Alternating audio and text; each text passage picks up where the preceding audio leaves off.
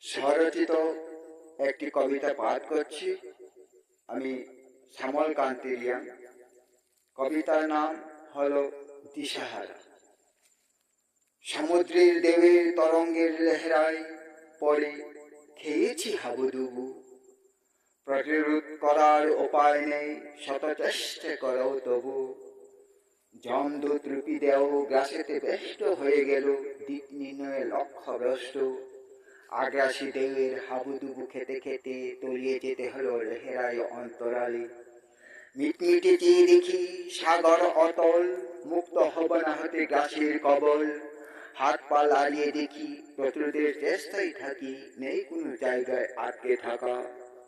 দিশাহারা মস্তিষ্কে স্বর্ণব্রত সৃষ্টিকে আছে কি কোনো উপায় বাঁচার? ভয়ঙ্কর রূপী ঢেউয়ের আঘাতে অক্ষম প্রতিরোধের খাতে হংকারের ক্রোধে হয়ে পড়ে মূর্ছিত। নেই কোনো উপায় দাঁড়িয়ে আটকানো দুপায়, সর্বপ্রয়াস বঞ্চিত। স্বজ্ঞানে স্বচক্ষে মৃত্যুর হাতে পড়া, বেঁচে যাচ্ছে নিজের কায়া সাগরে জলের স্মৃতি। কম্পিত দেহে অসহায় মুহে বেসে চলতেছি সাগরের তলি।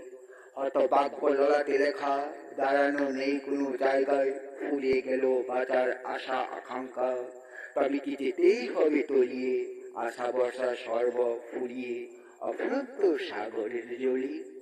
নমস্কার।